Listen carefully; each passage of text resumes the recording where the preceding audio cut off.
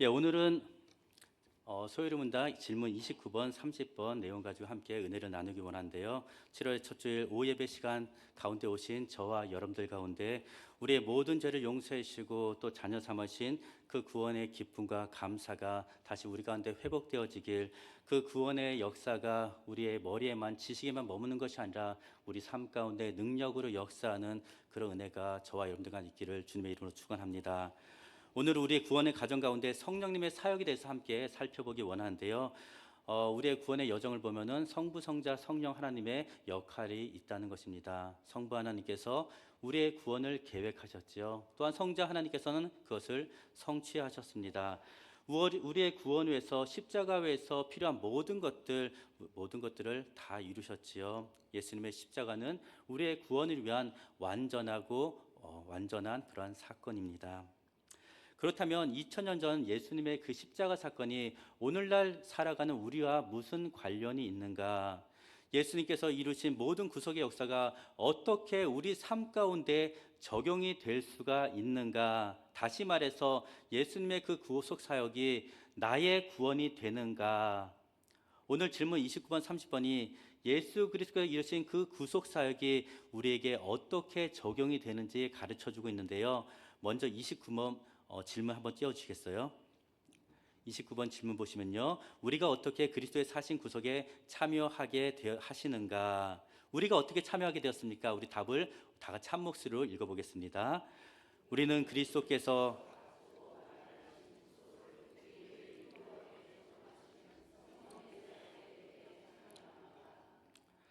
말이 참 어려운데, 성령님께서 십자가에서 이루신 그 예수님의 구원의 역사를 우리 각 사람 가운데 적용하셔서 예수님께서 이루신 그 구속 사역에 참여하게 하셨다. 그리하여서 그 구원을 우리가 현재 누리도록 하셨습니다. 구원은 단순히 예수님의 십자가의 사건을 아는 것이 아니라 성령님의 유효한 적용으로 인해서 오늘날 내 삶 속에서 실제로 역사하시는 하나님의 은혜요, 또 하나님의 능력이라는 것입니다. 우리가 하나님을 믿겠다고 결단하고 선택한 것이 결코 아니지요. 우리가 십자가의 은혜와 사랑을 깨닫고 그 사랑에 우리가 동참한 것도 결코 아니었습니다. 깨닫게 하시고 또 알게 하시고 믿게 하시고 누리게 하시는 이 모든 것이 성령님의 사역이다. 성령께서 우리 가운데 역사하신 것이다. 그것을 말씀하고 있습니다. 그렇다면 예수님의 구원을 적용시키는 성령님은 과연 어떤 분이신가? 성경 곳곳에서 성령님에서 가르쳐주고 있는데요, 특별히 요한복음 14장 16절 말씀 보면요, 내가 아버지께 구하겠으니 그가 또 다른 보혜사를 너희에게 주사 영원토록 너희와 함께 있게 하리니. 예수님께서 승천하시면서 보혜사 성령님을 보내주셨습니다. 성령님을 또 다른 보혜사라고 하는데, 보혜사라는 의미는요, 옆에서 돕는 자라는 의미를 가지고 있습니다. 성령님은 예수님을 믿는 모든 자들 안에 함께 계시며, 또한 그냥 계시기만 하는 것이 아니라 우리를 도와주시는 분이시다. 우리 가운데 계시며 우리를 위해서 지금도 여전히 일하고 계시는 분이 바로 성령님이시다. 성령께서 우리 가운데 많은 일을 하시는데, 특별히 우리의 구원을 위해서 어떤 일을 하시는가? 그리스도의 구원을 우리에게 적용시키는 그 일을 하고 계신다. 그렇다면 어떻게 적용시키십니까? 질문 30번 우리 함께 볼까요? 질문 30번, 성령이 그리스도께서 값주고 마련하신 구속을 우리에게 어떻게 적용하십니까? 우리 함께 답을 한 목소리로 읽겠습니다. 성령은 우리 안에 믿음을 발생시키심으로 유한 부르신 가운데 그리스도께 연합되게 하심으로써 그리스도께서 값주고 마련하신 구속을 우리에게 적용하십니다. 첫 번째로 뭐예요? 성령은 뭘 발생시켜요? 우리에게 믿음을 발생시킵니다. 여기서 질문이 생기죠. 믿음은 우리 것입니까? 아니면 우리 것이 아닙니까? 하나님의 것입니까? 내가 믿기로 결정한 거 아닌가요? 사람들은 내가 예수님을 믿기로 결정한 것이니 결정하고부터 내가 신앙생활을 하게 되었다, 시작하게 되었다, 그렇게 이야기를 합니다. 물론 믿음은 우리의 행위입니다. 그것 또한 하나님의 선물이라는 것이죠. 하나님의 선물, 또한 성령님의 역사라는 것입니다. 우리가 잘 아는 말씀 에베소서 2장 8절 말씀 보면요, 너희는 그 은혜에 의하여 믿음으로 말미암아 구원을 받았으니 이것은 뭐예요? 너희에게서 난 것이 아니요 하나님의 선물이라. 우리가 구원받은 거, 우리에게 믿음 또한 하나님의 선물이라 가르쳐주고 있는 것이죠. 구원이 100% 하나님의 은혜이며 또한 구원을 받는 도구인 믿음 또한 하나님의 은혜의 선물로 받았다는 것입니다. 믿음 또한 하나님께서 주신 것이기에 우리 편에서는 내세울 것도 자랑할 것도 아무것도 없다는 것이죠. 그래서 구원받은 자들의 고백이 무엇입니까? 나 같은 죄인 살리신 주 은혜 놀랍고 고맙고 감사할 뿐이란 사실이죠. 믿지 않는 자들에게 복음을 전해보면 확실히 이 사실을 알 수가 있습니다. 지난 주간에도 성실 전도단이 청송 지역을 다녀왔지요. 도배로, 미용으로, 또한 마을과 가정에 보수 여러 가지 수리도 해주시고, 특별히 이번에는 특별한 사역이 있었습니다. 칼갈이 사역이라고 유명한 사역인데 앞으로도 계속해서 발전될 것 같습니다. 그리고 또 팝콘도 튀겨드리고 또 영정 사진을 쓰라고 또 사진도 이쁘게 찍어드렸습니다. 여러 가지 모양으로 교회와 지역의 영혼들을 섬기고 왔습니다. 많은 분들이 그 섬김을 받고 하나같이 기뻐하시고 너무나도 감사해 하셨습니다. 그런데 전도팀, 제가 전도팀 팀장이 있었는데요. 전도팀이 복음을 전하면은 반응이 두 가지로 갈라지더라고요. 사실 시골의 많은 어르신들이 예수님에 대해서 들어보지 못한 분들이 의외로 많이 있습니다. 다가와서 예수님을 전하고 또 복음을 전하려고 하면 지금까지 내가 이렇게 살아왔는데 다 늙어서 무슨 교회에 다니냐, 내가 일평생 불교 신자였는데 제가 지금 이렇게 이 생각하는 교회에 가면은 혹시나 우리 자녀들 가정 가운데 우환이 생길까봐 가지 못하겠다는 분들, 착한 일을 많이 하고 죄를 안 지어야지 천국에 가지 어떻게 예수님을 믿기만 하면은 천국에 갈 수 있느냐, 거절하는 것입니다. 이해가 되지 않고 받아들이기 어렵다는 것이죠. 어떤 분은요, 믿고 싶은데 믿어지지가 않는다는 분도 계십니다. 사실 내용만 놓고 보면은 복음의 그 내용만 놓고 보면 얼마나 기쁜 소식이고 얼마나 복된 소식입니까? 지금까지 많은 죄를 지으며 살아왔는데, 그래서 죄의 결과 내가 죽어야 마땅한데 그 모든 죄를 대신해서 예수님께서 십자가에서 죽으셨는데 그 사실을 믿기만 하면은 영생을 선물로 주시고 하나님 나라를 선물로 주라고 약속하셨는데, 맛있는 음식을 먹고 자그마한 선풍기 선물을 받으면서 그렇게 기뻐하시고 행복하시는데, 예수님에 대해서 설명하면 믿기만 하면 영생을 주신다고 전하기만 하면은 됐다, 그만해라, 아무리 사랑으로 권면해도 마음 문을 잘 열지 않는 것입니다. 영접하는 자, 곧 그 이름을 믿는 자들에게는 하나님의 자녀가 되는 권세를 주셨습니다. 믿기만 하면 됩니다. 이 시간 저를 따라서 기도하기만 하면 됩니다. 전에도 듣고도 전혀 영접하지 않는 것입니다. 어떻게 이런 일이 있을 수 있냐는 것이죠. 그런데 어떤 분은 너무나도 쉽게 복음을 받아들입니다. 이 복음이 믿어집니다. 제가 복음을 전했던 분들 가운데 천명서 할아버지와 또한 심금자 할머니가 계십니다. 이 두 분은 처음부터 끝까지 복음을 듣고 또한 자신이 죄인임을 고백하고 또 예수 그리스도를 영접하고 나의 구주, 나의 주님으로 영접하는 그 영접 기도까지 그렇게 드리는 것입니다. 설명할 때 짧지 않은 그런 시간인데 그 시간 동안 잘 들어주시고 또한 영접 기도까지 하시는 거 보면 정말 이것은 하나님의 역사구나, 하나님이 일하시는 것이구나.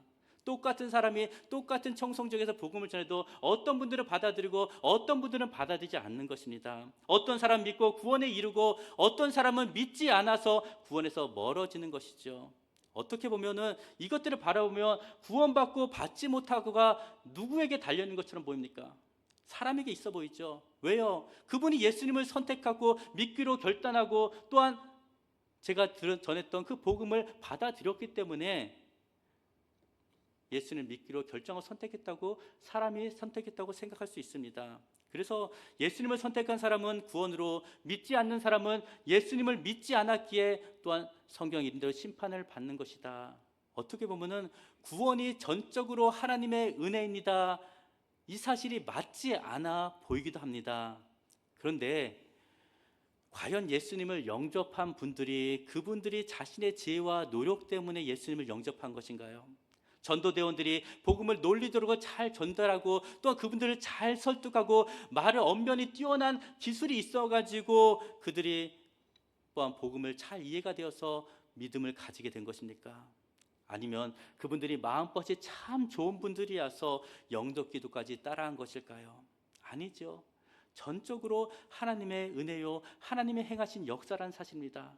믿음을 가지게 되는 거 누구에게는 너무나도 쉬운 일이지만 누구에게는 믿음처럼 어려운 일이 없다는 것이죠. 믿고 싶어도 믿지 못하는 분들이 얼마나 많이 있습니까? 여러분도 한번 전도 현장에 가신 분들 느끼실 것입니다. 가족 전도, 가족 구원에서 그렇게 열심을 내신 분들 아마 아실 것입니다. 아무리 설득하고 아무리 잘해주고 아무리 타일러도 잘 되지 않는 것이죠. 왜 그렇습니까? 그 답은 바로 성령님께 있다는 것이죠. 성령님께서 역사하시면 믿어지는 것이고 성령님께서 역사하지 않으시면 믿어지지가 않는 것입니다. 아니 믿을 수가 없는 것이죠. 내가 원한다고 해서 내가 믿고 싶다고 해서 예수님을 믿을 수 있게 되는 것이 결코 아니라는 것입니다. 이제부터 내가 예수님을 믿어야지, 내가 예수님을 선택해야지 믿어보려고 발버둥을 치고 믿고 싶어도 믿지 못하는 분들이 얼마나 많이 있습니까? 진정 거듭나는 것은 사랑의 힘과 노력과 의지와 결단으로 될 수 있는 것이 아니라는 사실이죠. 하나님의 은혜, 성령님의 역사가 아니고서는 결코 구원은 불가능한 것입니다. 예수님 믿고 구원받는 것 전적인 하나님의 역사인데 하나님이 택하시고 하나님께서 사람의 마음을 여시고 하나님께서 또한 믿음을 선물로 주지 않으면 어느 누구도 예수님을 믿을 수가 없는 것이죠. 예수님을 나의 주님을 영접하고 또한 예수님을 나의 구세주로 고백할 수 있는 것이 사람의 의지와 결단이 아니라 이 모든 것이 성령 하나님께서 우리 가운데 행하시는 역사인 것입니다. 그래서 고린도전서 12장 3절에는요 성령으로 아니고서는 누구든지 예수를 주라 시인할 수 없습니다. 주시라 할 수 없습니다. 성령이 아니고서는 여러분들 예수님을 주님으로 고백하십니까? 그렇다면 여러분들 가운데 성령님이 계시다는 증거인 것이죠. 우리에게 오셔서 마음문을 여시고 또한 예수님을 믿게 하시는 이 모든 사역이 성령께서 행하시는 사역인 것입니다. 지금 여러분이 구원을 받았다는 확신 가운데서 여러분도 다 구원의 확신을 갖고 계시잖아요. 확신을 가지고 계신 데서 한번 여러분들 생각해 보시기 바랍니다. 도대체 저와 여러분들은 어떻게 해서 구원을 받게 되었는가? 믿음으로 받았다고 가르쳐 주는데 이 믿음은 도대체 어디서 나온 건가? 어떻게 나는 믿음을 가지게 되었는가?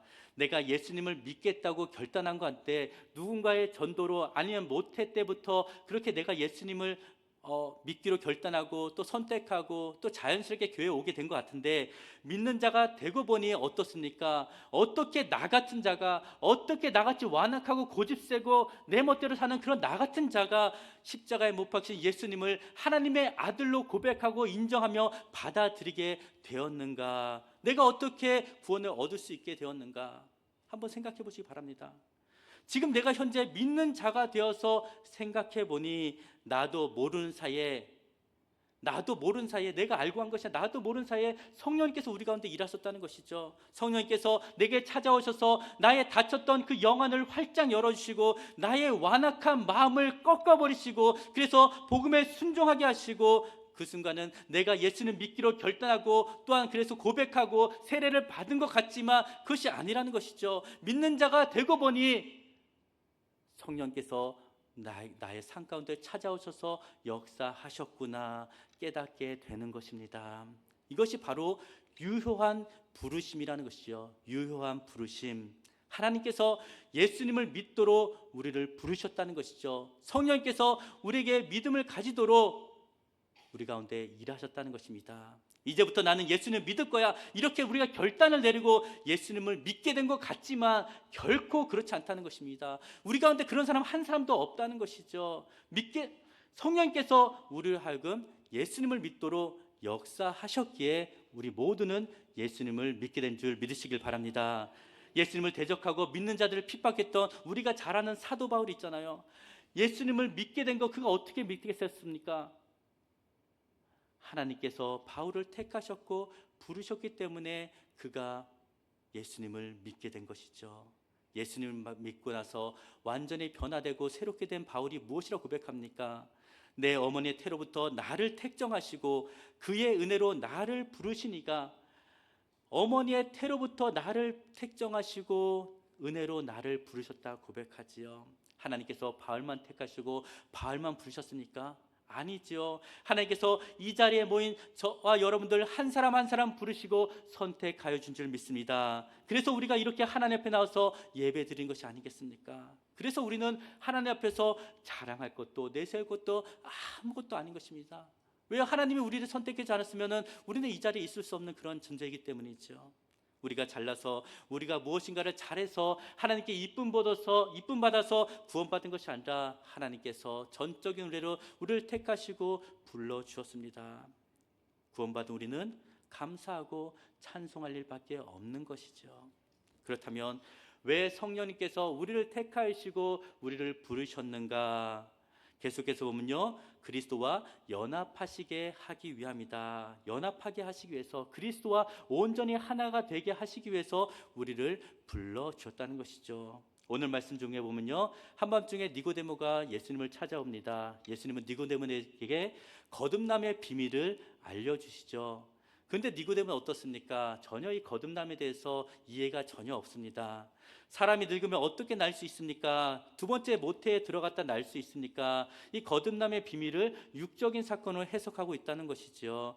영적인 사건인데 육적인 사건을 해석하니 전혀 엉뚱한 대답을 하는 것입니다. 그러자 예수님께서 무엇이라 대답하시죠? 5절에 보면 예수께서 대답하시되 진실로 진실로 내게 이르노니 사람이 물과 성령으로 나지 아니하면 하나님의 나라에 들어갈 수 없느니라. 물과 성령으로 나는 거, 물과 성령으로 거듭나는 거, 여기서 물에 대한 여러 가지 해석이 있지만 일반적으로 회개의 물 세례를 의미하는 것으로 생각해 보면 되겠습니다. 그렇다면 물 세례는 어떠한 의미가 있는가? 로마서 6장 3절 말씀인데요, 우리 다 같이 한 목소리로 읽어보겠습니다. 로마서 6장 3절 말씀 준비 안 됐으면 제가 읽겠습니다. 무릇 그리스도 예수와 합하여 세례를 받은 우리는 그의 죽으심과 합하여 세례를 받은 줄을 알지 못하느냐. 세례가 무엇입니까? 그리스도와 연합의 의미가 있다는 것이죠. 세례는 예수님과 내가 하나가 되는 사건입니다. 예수님께서 인류의 모든 죄를 짊어지시고 십자가에 못 박히셨을 때 예수님만 못 박힌 것이 아니라 예수님이 십자가에 못 박히신 그 순간 나도 그 자리에 있었다는 것이죠. 나도 십자가에 못 박혔다는 것입니다. 예수님만 죽은 것이 아니라 그때 나도 죽었다는 것입니다. 이것이 믿음으로 우리가 고백하는 것이죠. 이것이 물세례의 의미입니다. 예수님과 내가 연합하는 거, 하나가 되는 거. 예수님과 함께 죽은 것은 무엇에 대해서 죽은 것입니까? 옛 자아, 죄에 대해서 우리가 죽은 것이죠. 세례를 통해서 예수님의 죽음이 나의 죽음이 되고, 세례를 통해서 예수님과 함께 죽은 자는 의롭다 하심을 얻게 되었습니다. 그리고 이제는 누구와 함께 살아요? 예수님과 함께 살아가는 자가 된 것이죠. 이제는 내가 사는 것이 아니라 오직 내 안에 그리스도께서 사시는 것이라. 바로 믿는 성도의 고백이 아니겠습니까? 세례는 예수님과 함께 죽고 예수님과 함께 산다는 그런 의미를 가지고 있습니다.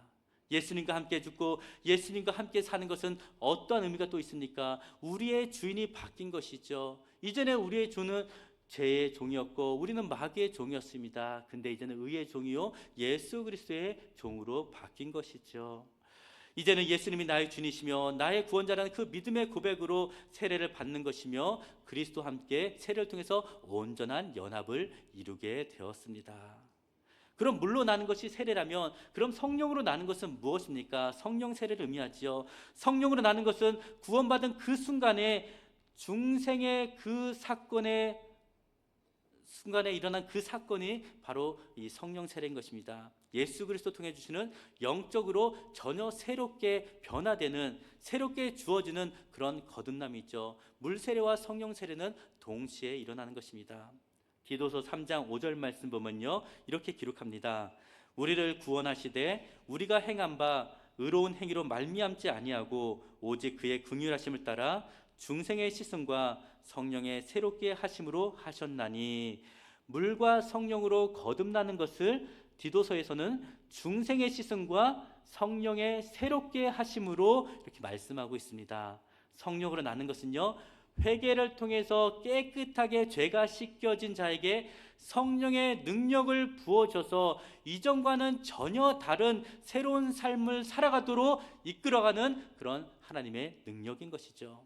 사도행전 2장 38절 말씀 보면요, 우리 다 같이 한 목소리 읽어볼까요? 베드로가 이르되 너희가 회개하여 각각 예수 그리스도의 이름으로 세례를 받고 죄 사함을 받으라. 그리하면 성령의 선물을 받으리니.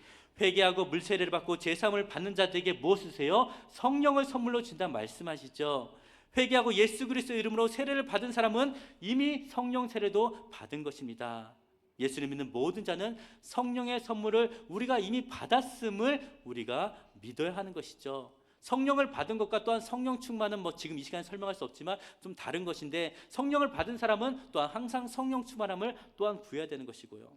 너희가 하나님의 성전인 것과 하나님의 성령이 너희 안에 거하시는 것을, 너희 안에 계시는 것을 알지 못하느냐. 예수를 믿는 고백하는 그 순간 성령님이 우리 안에 계신다. 우리가 잘 부르는 찬양이 있죠. 왜 내게 성령 주셔서 내 마음 감동해 주 예수 믿게 하는지 난 알 수 없도다. 성령님께서 우리 마음에 감동하셔서 예수님을 믿게 하신 것이다. 물과 성령으로 거듭나는 것은 하늘에 속한 그런 신비인 것이죠. 오늘 말씀 8절처럼 바람이 불어서 바람의 존재는 알지만 바람이 어디로 가는지 어디서 나와서 어디로 가는지 알 수 없듯이 바로 거듭남의 사건이 바로 이와 같은 사건이다 말씀합니다.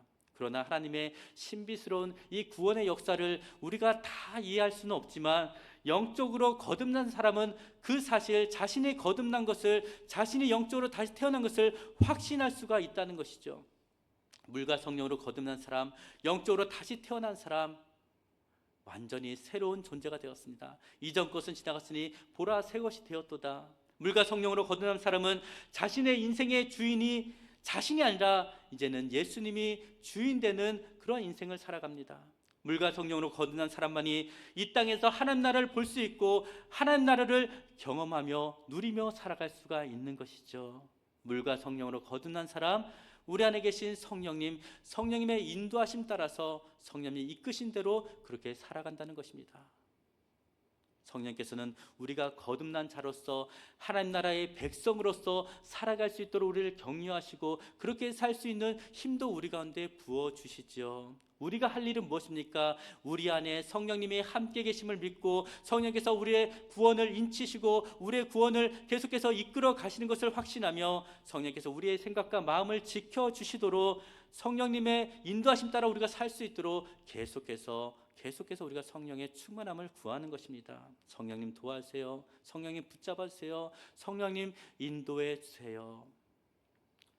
말씀을 정리하겠습니다. 성령님께서 우리의 완악한 마음들, 우리의 강박하고 닫혔던 마음문을 활짝 열어줘서 복음을 깨닫게 하시고 예수님을 믿게 하셨습니다. 우리가 예수님을 믿기로 선택한 것 같지만 성령님께서 우리의 마음 가운데 찾아서 우리의 마음을 붙잡아 주셔서 우리로 하여금 예수님을 믿게 하셨다는 사실이죠. 갈라디아서 4장 6절 보면 너희가 아들임으로 하나님의 그 아들의 영을 우리 마음 가운데 보내사 아빠 아버지라 부르게 하셨느니라. 하나님께서 택하신 자들에게 아들의 영 성령님을 보내주셨습니다. 성령님에 인해서 우리는 하나님을 누구라 부릅니까? 아빠 아버지라고 가장 친근한 표현으로 우리는 하나님을 대할 수가 있게 되었습니다. 사랑하는 여러분, 여러분은 자신 있게 또한 언제 어디서나 하나님을 아빠 아버지라 부를 수 있습니까?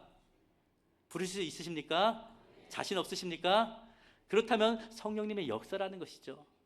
사람이 애쓰고 힘쓰고 노력한다고 아빠 아버지 부를 수 있는 거, 하나님의 아빠를 부를 수 있는 거 우리가 할 수 있는 것이 아니죠. 우리 안에 성령님이 계시기에 할 수 있는 것입니다. 하나님을 아빠 아버지 부를 수 있는 것은 하나님의 자녀된 자만이 누릴 수 있는 은혜요 특권인 것이죠. 이 특권 여러분들 누리고 계십니까? 하나님의 자녀로서 마음껏 하나님을 아빠 아버지를 부를 수 있는 그런 믿음, 아빠 아버지를 부를 때 나의 상하고 아프고 또 슬프고 정말 그런 마음들이 또한 연약한 육신이 고쳐주시고 회복시켜주는 그런 믿음, 아빠 아버지를 부를 때 아빠 아버지께서 나와 함께 하시고 나를 지키시고 나를 도와주시라는 그런 믿음, 아빠 아버지를 부를 때 모든 상황 속에서 나를 구원하시는 하나님께서 나를 구원하시는 그런 믿음, 이 믿음이 가지게 되기를, 이 믿음이 없다면 성령님께 이 믿음을 간절한 마음으로 구하며 이 믿음으로 아빠 아버지 앞에 나갈 때 아빠 아버지께서 여러분을 만나시고 위로하여 주시고 새 허락하시고 끝까지 믿음으로 살아가시도록 은혜해 주시는 그 능력을 경험하는 저와 여러분 되시기를 주님의 이름으로 축원합니다.